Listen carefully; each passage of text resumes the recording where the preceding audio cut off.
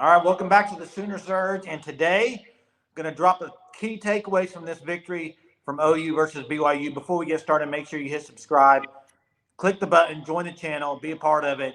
And guys, let's just kind of get this started with your key takeaway from the victory of OU over BYU, guys.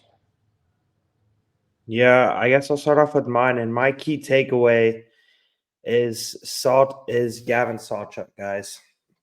I think the ability for Oklahoma to kind of put some of the pressure on Sawchuk whenever Arnold came into the game. Obviously, he delivered the huge touchdown run where he broke, I think it was 3 tackles to put Oklahoma up 31-24.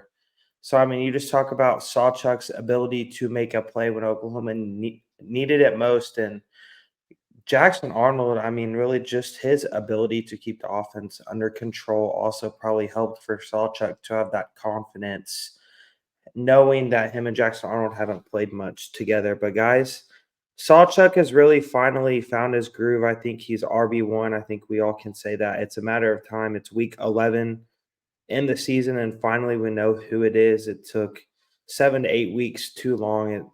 But I mean, it's just glad to know that Oklahoma is someone that they can trust in the backfield like Gavin Sawchuk. How do you want to go next, or you want me to go? I'll go. All right, you go for it. Yeah, my takeaway is takeaways. Literally, all year the issue has been OU gets these takeaways and they're not able to capitalize off of them. There's way too many times that the defense comes up clutch for the offense to get them back onto the field with no points added to the scoreboard. The offense doesn't do their job. Today, that was not the case. 3 takeaways, 3 touchdowns scored off of those takeaways. You had the fumble recovery. You had a touchdown. Jaden Gibson, great throw by Dylan Gabriel there. Then you had the pick 6, 100 yards by Billy Bowman, 3rd Sooner to ever do that. And then you had, at the end of the game, the strip sack by Danny Stutzman when it mattered most.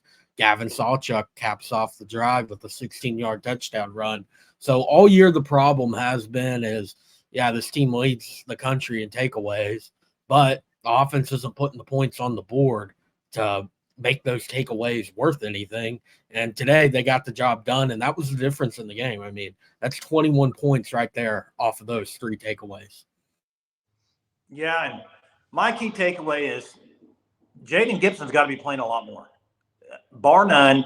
To me, he might be the second best receiver on the team. I mean, you could compare it. Guys, the catch he made in the back of the end zone, a backup receiver doesn't make catch like that. He makes it look so easy, pointed down, like got my foot in, give me the rock.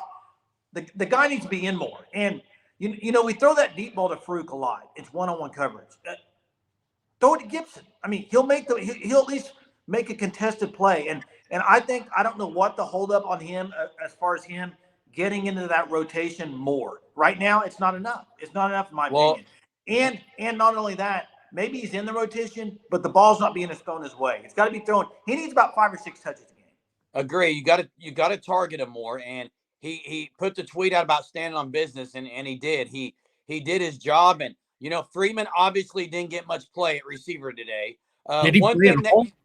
Yeah, he played a few downs. He played a few downs. I don't even remember seeing him. Stoops came out a couple of times. Okay. Hey, but the thing is, Jaden Gibson he's the deep threat. Okay, he's a guy that now Farouk, he can do the slant. He had a great catch on 3rd and 7, really to put the game away. But he does not seem like the deep threat to me. He doesn't really seem like the WR1, I guess you could call it. But Jay, you're right. Jaden Gibson continues to impress. That's what he does every time he gets the opportunity. He does it. It seems like every time he catches the ball, it's a play you might see on SportsCenter. Yeah, like, it's unreal. That's right. And you know what? If I'm a defensive back and I'm a defensive coordinator, I don't want to see number 4 and number 1 out there together. I don't want to go up against that, guys. I don't want to go up against their physicality and their size. And yet, for some reason, we're not seeing it together a lot. I think those two need to be on the field together a lot. Well, you guys talked about 3 positives. I got to take away from this game. Remove a couple of letters from Schmidt's name, and it's sit. Okay, maybe you were thinking something else. He can't play. They can't I'm saying sit. You can't run him out there anymore. Either keep him as the kickoff guy and just don't do kickoffs. Let him be. He like leads the nation in extra points. But he cannot kick field goals, and you can't have him out there doing it. Hey, I didn't even see them. How bad was it? It was like a 26-yarder. He missed it. It was the worst miss I've seen on the right hash. Yards terrible. out. I don't know how you can slice it, like how it's physically He possible. pulled it. To He didn't slice slice it, it. He pulled it. pull it that bad from 27 yards out. You're at the right hash. There is no reason to pull it left. Like I don't get it. Isn't he like?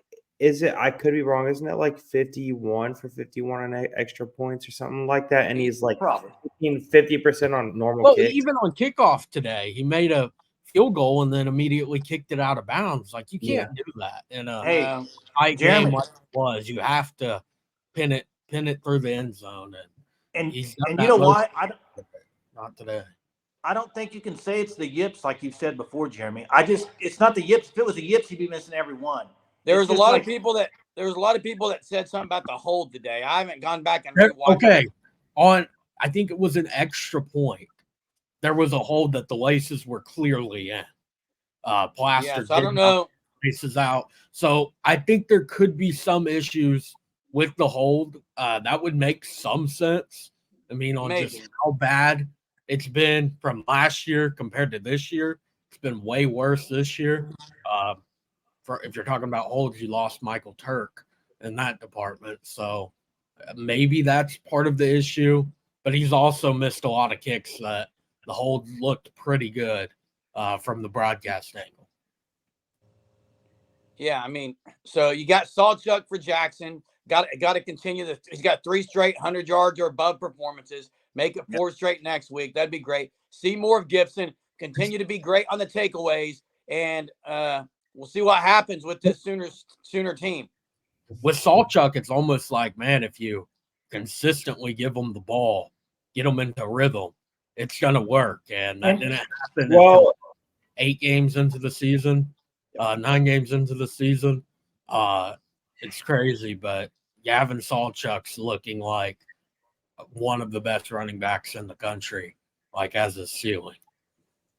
Well, and whenever you watch Sawchuk run, there's like 3 or 4 times where he's so close to taking it 60, 70, 80 yards to the house. It's he like had one today that if he had about 3 to 4 yards of more grass to the sideline, he scores. If it was on the other hash, he scores with ease. He just ran out of room on the sideline. Yeah, and we'll save we'll save this other key takeaway for another video. But BYU, too long and bad turf. It was bad. It's bad. Get rid of it. It's bad. It's horrible. The turf was bad, but the Sooners escaped. 31-24. Get the job done. Improved to 9-2. Got a chance to get double-digit wins the short week against the Horned Frogs. So there it is. What's your key takeaway? Drop it in the chat. Like, comment. If you're not part of what's happening, make sure you subscribe to the Sooner Surge. Till next time. Boomer.